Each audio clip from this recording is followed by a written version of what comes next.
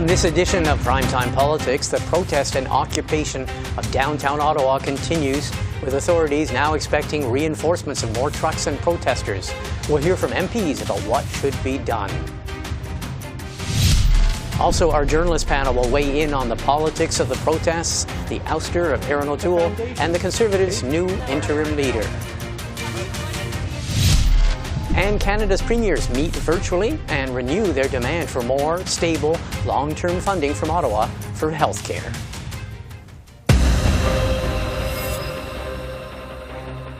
But we start with a protest which has now become an occupation of Ottawa's downtown core.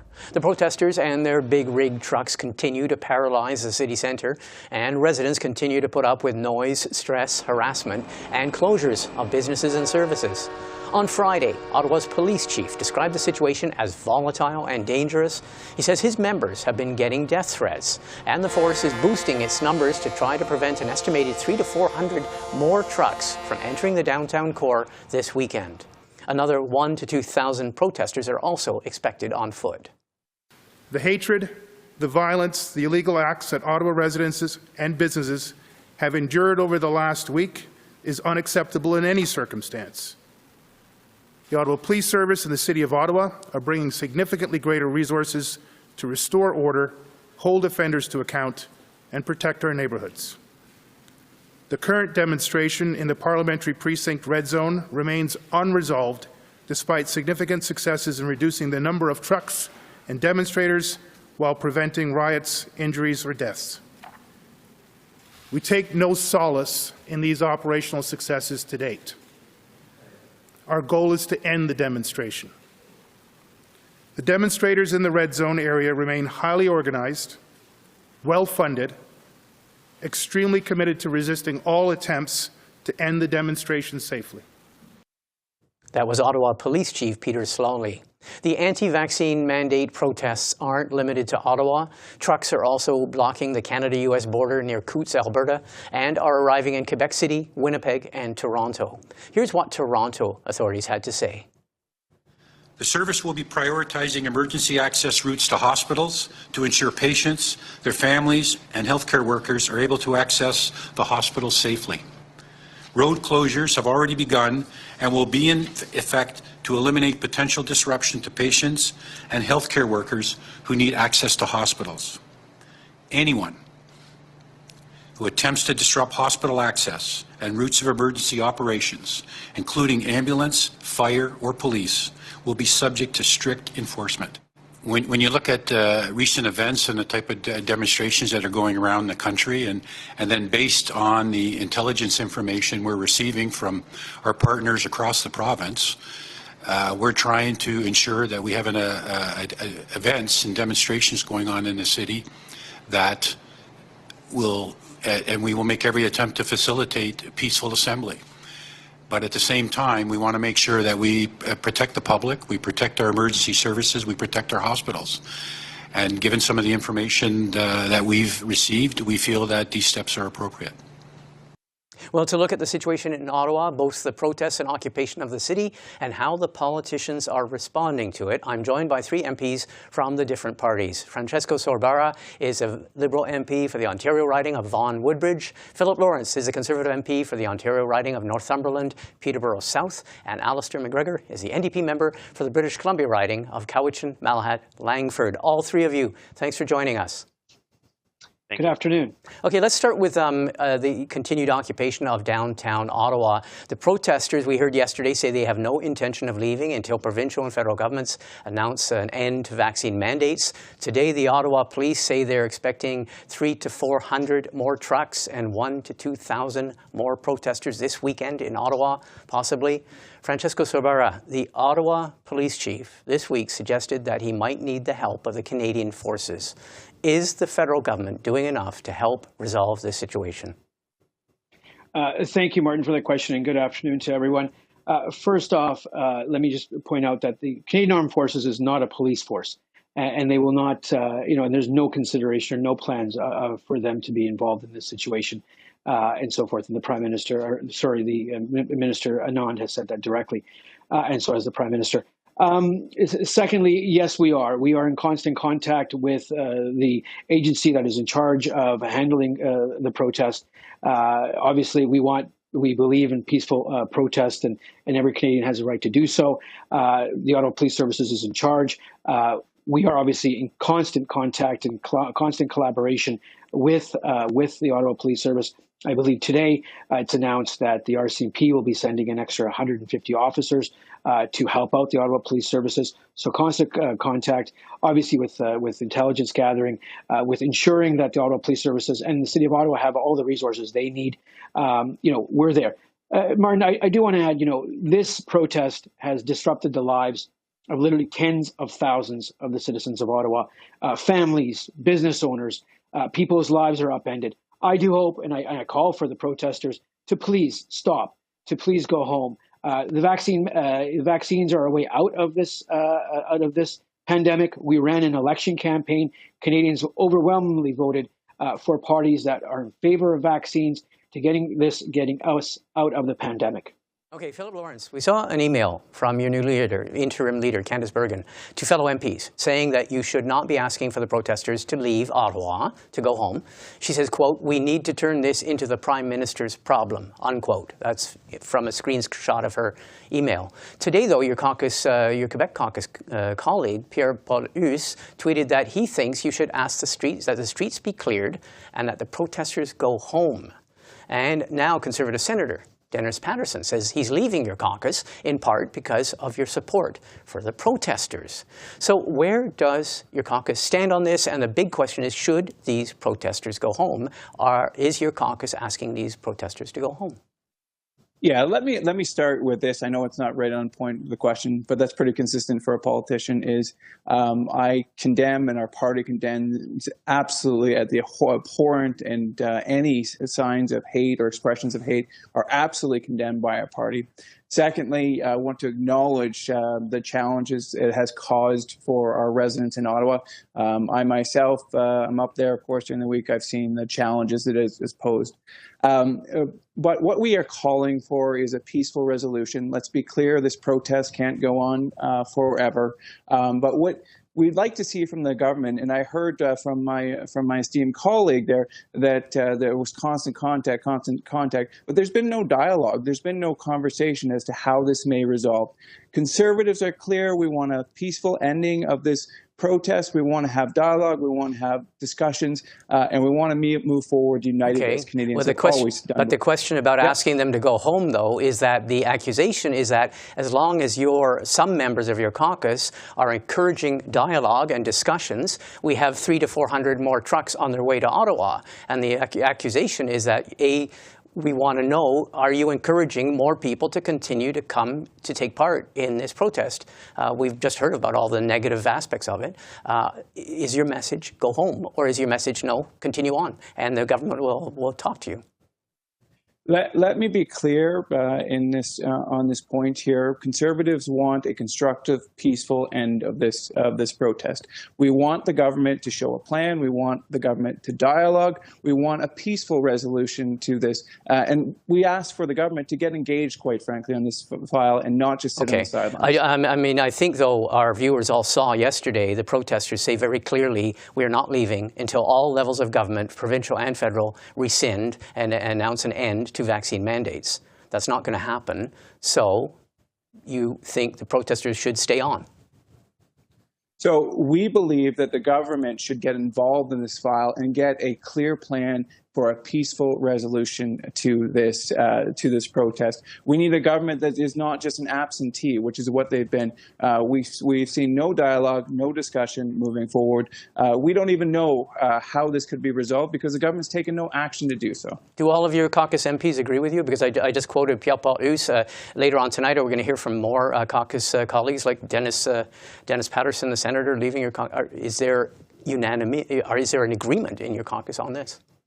Yeah, our interim leader, Candice Bergen, just released a statement calling for a peaceful resolution and for a plan from the government to get that peaceful resolution. And I can tell you that every single one of us stands behind Candice in that statement. And we all call for the government to have a plan, to have a dialogue, to peacefully resolve this. And I might say, look at some of the underlying issues that have created this, the division that this government has created. We saw a horrible jobs report just today where our neighbors to the south are gaining hundreds of thousands of jobs, and we're losing that hundreds of thousands of jobs. But this government needs to get in action. Okay, but obviously not all of your colleagues agree with you. I mean, I've just quoted Pierre-Paul Huss, who's saying we should be asking them to leave.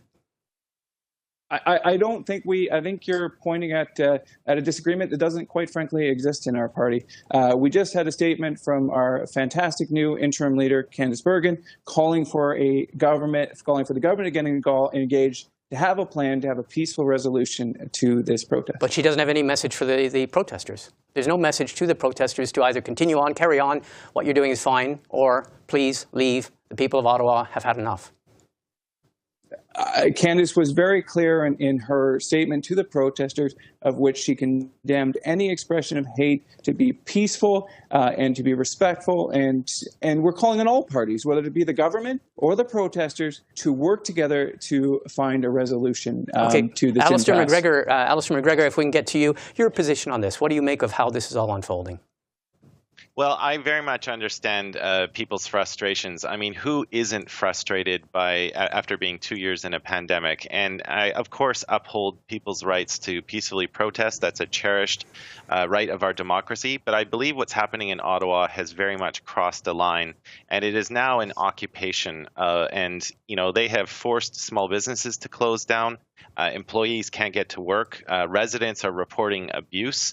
And we have, of course, seen the extremist views held by some of the convoy organizers, the display of Nazi paraphernalia, the Stars of David. So I'm very concerned by what this protest has now turned into. I'm shocked that some of my colleagues can be out there supporting that when all of this evidence is going on. And I think we as parliamentarians start to do more investigation to this, which is why, at the Standing Committee on Public Safety, I'm glad to see that all of my colleagues on that committee unanimously supported my motion to investigate, how GoFundMe is funding this protest. Who are these anonymous donors? Where is the money coming from in foreign jurisdictions? So we need to, I think, send a clear message that the types of behavior that we are seeing in Ottawa have crossed the line and that they are unacceptable. Okay, Francesco Sorbara, as we speak, the protests are spreading. There has been the protests all week, the blockade of the border in Alberta near Coutts, the U.S. border. Trucks are arriving in Toronto and Quebec City as we speak. Federal politicians, what should your role be faced with these protests? Some people have said that the Prime Minister, calling these marginal groups, has fueled the fire, has further enraged people. Well, first off, Martin, I would say this. We did pass a law in Parliament that protesters could not disrupt folks working at healthcare facilities across Canada. And the sad reality is that, we canceled thousands, tens of thousands of surgeries for Canadians. People can't get to work. People can't get their surgeries because of COVID, because of Omicron. And then we have these folks protesting the fact that vaccines are getting us through this. It's a shame. It's a shame that this is happening. It's a shame that and irresponsible that the interim Conservative leader would call for these protests to continue when in fact the citizens of Ottawa are tired of this. They want their lives to come back. And let's look at this. What do these protesters want? Their manifesto is for the government to be resigned, to be overthrown, then to have some other entity be installed to run our country, for vaccine mandates to be removed from the provincial and the federal government. And that's not realistic. As my NDP colleague said, there were Confederate flags flown at the protest. There were swastikas flown at the protest. The National Monument was defaced. We need what's called responsible leadership from politicians to ensure that we are standing up for the rights of Canadians, the rights of the citizens of Ottawa, and that's what we need to do. Everyone has the right to peaceful protest. No one's going to be divisible on that. Everyone can have a right to peaceful protest. These folks, hopefully there'll be an area where they can go into protest without disrupting everyone's lives in Ottawa. And that's so important, Martin. People need to get their normality back in the city of Ottawa. These residents are tired. They're weary. And in fact, and I'll say this again, these protests need to end in the city of Ottawa. These folks need to go home. And you know what? And Alistair is correct. I agree. Canadians are tired. It's been 2 years, 2 long years. 34,000 people have died. We need to get out of this pandemic. We will with vaccinations, not with manifestos. Okay, I want to just give a last 30 seconds to the two other participants. Philip, Lawrence, where do you see this going next then? Just in 30 seconds, what do you think the next best step is? So I just want to correct something that my colleague said because it was just factually incorrect. Our interim leader has not called for the continuation of these protests. That's just factually incorrect. Right, but she's not called for the end of it either, has she, though? So yes, she has. She's called for the peaceful resolution of this by working through a government. Unfortunately, we have an absentee government. Okay. All right. Alistair MacGregor, last comment. Where do you see this going? Well, look, I will always support calls for peaceful dialogue, but you can only have that dialogue if both sides are willing to engage in facts. And the fact of the matter is that, COVID is with us. We're not going to get out of it anytime soon unless we have unity of purpose. That is through vaccination and working together to see us through the end. So we have to have a firm understanding of what the facts are. And that's what is needed, a unity of purpose to get through this. Okay, all three of you, I want to thank you very much. And I think we all three wish we will see quieter, calmer, and better times. Thanks for joining us. Thank you. Happy Friday. Canada's provincial and territorial premiers got together virtually on Friday, and they renewed their long-standing demand that the federal government announce a permanent, sustained increase in Ottawa's transfer payments for health care. I believe we have a willing partner, but there has been a reluctance to engage in fixing the system until we came through the pandemic. But we're in year 2, going into year 3. We're being junior year if we were at university. We need to get on this. We need to get on it now. We are one voice on that. I've been engaging with the Intergovernmental Affairs Minister, with the Minister of Finance, as well as the Prime Minister on this, and I'm confident that we have a way forward. We need to make sure that we get together in a room, all of us, in short order to address that. So we're calling again, as we have for some time. We need a First Minister's meeting dedicated to health care, dedicated to ensuring that the Canada Health Transfer is integral to this. And I go back to my original comments. This isn't an accounting issue. It's not about us saying, give us more. It's about how do we deliver the services that the federal government knows Canadians need, that our provincial leaders all know our citizens need, in a way that they can restore confidence in a system that is straining at the edges. Well, it's time now to look at the week in federal politics, and I'm joined by two members of the Parliamentary Press Gallery. Bob Fife is the Ottawa Bureau Chief for the Globe and Mail, and Mia Rabson is a national political reporter with the Canadian Press. Both of you, thanks for joining us. Thank you for having us. Let's start with, it is a rare week when in federal politics, the ouster of a federal political leader, Erin O'Toole, Conservative Party leader, is taking backstage or backseat to another subject. But the protests that are paralyzing Ottawa really are where we have to start. The Ottawa police say they're expecting 300 to 400 more trucks to attempt to get into the downtown core, 1,000 to 2,000 more foot protesters. They say they still don't have control of the red zone, this downtown area, and there's no sign that it's going to end anytime soon. What do you make of the political response by the federal parties and the party leaders to this situation? Bob? Well, look, I think the Conservative Party has been very irresponsible in throwing their support behind these truckers. Who, by the way, not all of them are truckers. The Canadian Trucking Association, which represents most truckers, they say that their members are vaccinated and they don't support this. What's been going on, and maybe our viewers may not know unless you live in Ottawa, but these horns are going on all the time, all night. There are people who are doing firecrackers at night where people are trying to sleep. There's reports of them defecating on people's front yards. We know the Confederate flags have been flying. The swastika has been flying because there are a good number of white supremacists here as well. And it's come to the point where we've had to build a fence around the National War Monument, the real symbol of freedom and the men and women who fought for our country. So the fact that the Conservative Party seems to think it's okay to get their pictures, or members of the Conservative Party MPs think it's okay to get their picture taken with these people and to support them is, to me, it's just bizarre. And I imagine how they would like it if those truckers were outside their house in their small communities with the horns blasting all the way. I mean, I would imagine they would sing a different tune. Okay, Mia, there's reports that today on Friday, the reports that in conversations earlier in the week, new interim Conservative leader, Candice Bergen, has, in discussions with Erin O'Toole, said that, let's be clear that there are reasonable people on both sides of this issue. So she's making a plea for understanding of some of the protesters, at least. What do you make of how this has all been dealt with?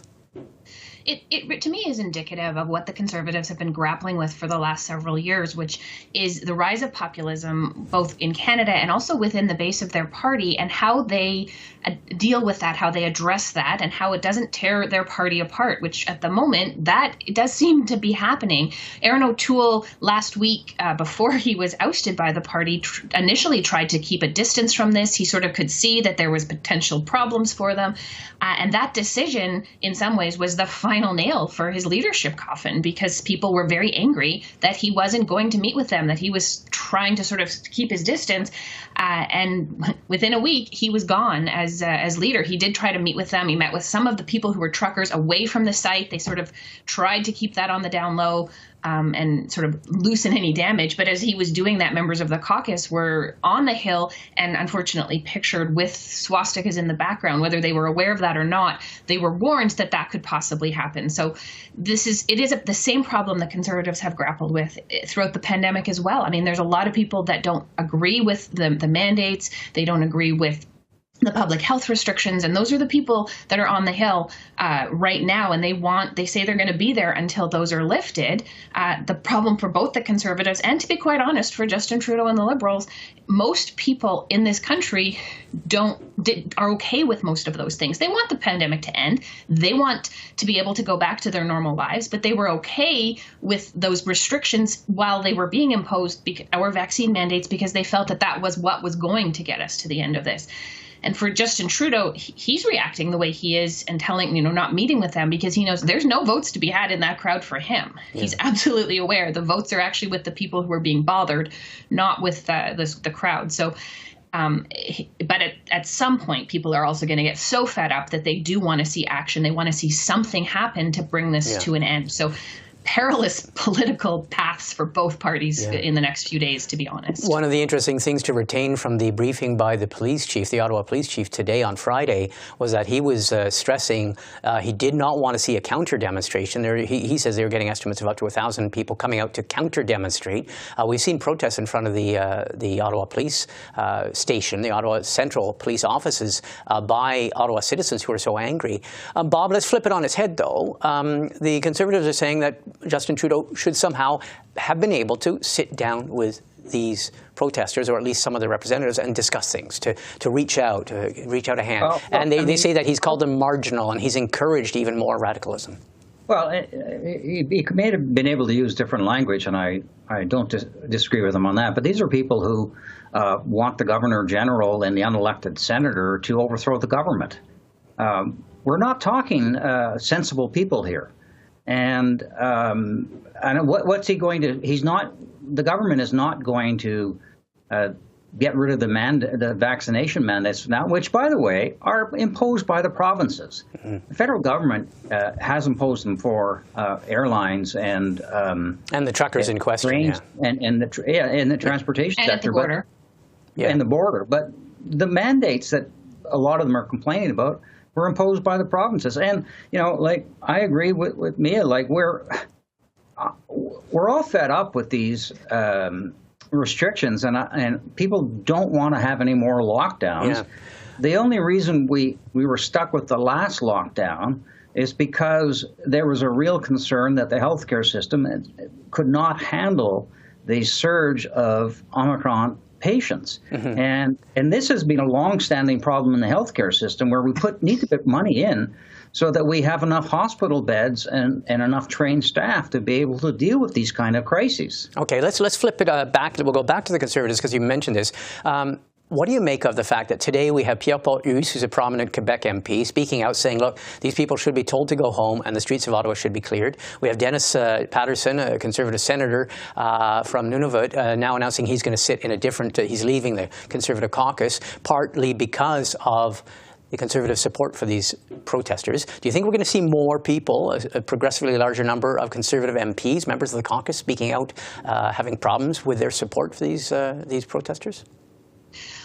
Probably. It wouldn't certainly wouldn't surprise me. I mean, you also have the 40 some odd Conservatives who voted to keep Erin O'Toole as leader, who are also wondering what their place is in the party at this point. So there are, everybody on Wednesday, all of the MPs coming up, or almost all of them, we're saying we're united, we're going forward, we will be fine after this. And in 48 hours since, there has been no sign that there's any unity in that party, and it has just gotten a lot worse, to be honest. As you've seen people leave, you see the MPs fighting publicly on Twitter. It's not normal that you would see MPs from the same caucus taking each other on social media about issues. But the emotions around this are high, and it would not surprise me to see more Conservatives coming out to join one side or the other of this debate in the next few weeks. Go ahead. Mark, the Conservative Party is supposed to be the party of law and order, and here they are. It starting to look like there are some segments of it are morphing into a Donald Trump populist party. And that has got to be of grave concern to Conservatives, who, particularly on the center-right, who want to present an alternative to Mr. Trudeau, who they believe has taken the Liberal Party far to the left. And if the leadership race ends up being one where they're only playing to populist and the hard right, that is going to make it very difficult, seems to me, for the Conservatives to be able to get elected, and they could, in fact, allow the Liberals to have another decade in power. I want to go to you, Mia, because you have followed scrupulously, assiduously for 2 years this thing called COVID and this pandemic.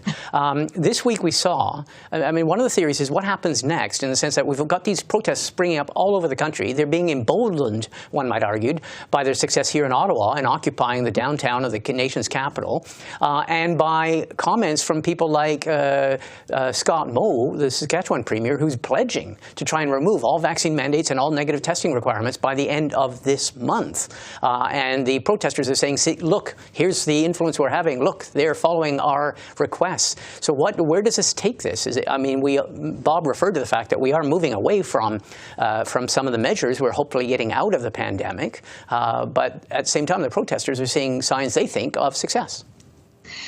For sure, and I think that that's one of the things that the federal government obviously is seized with as well right now. They don't want to look at in any way like they are caving to the demands of the people on the front step, because, as some have suggested, this isn't really just a protest. It's an occupation, and it is, people who are refusing to leave unless they get their way. And if the government gives in or appears to be giving in to any of their demands, it will just embolden them further, or embolden others to follow suit and do this when they don't like something that government has done. That said, you heard the Chief Public Health Officer earlier today and the Health Minister talking about some of these provisions, some of these restrictions. Some of them are going to be lifted anyway. Ontario had already planned to start lifting some of these measures on Monday, before any of this had come up, because that was their plan. As the Omicron wave started to subside, they would start to open up again. Ironically, this protest is preventing some of the businesses that could have opened from opening themselves. So there's no government that really wants to be seen as caving to these demands, but we're today seeing them arrive in more provincial capitals. There's protests in Toronto today, in Quebec City, in Winnipeg. And I think police forces and governments in every corner of this country have to look at what's happened, how to prevent this in the future, and really how to make decisions going forward that look like they are evidence-based and are evidence-based, and not because of demands of anybody who's decided that they're going to sit outside and blare their horn until they get their way. Okay, on that note, and before the horns start blaring again, I want to thank both of you. Obviously, we may still be speaking about this occupation in a few weeks' time. We'll see. Listen, both of you, thank you very much. Have a good and safe weekend. You too. Thank you. Well, that's all for this edition of Primetime Politics. I'm Martin Stringer. Thanks for watching, and have a great weekend.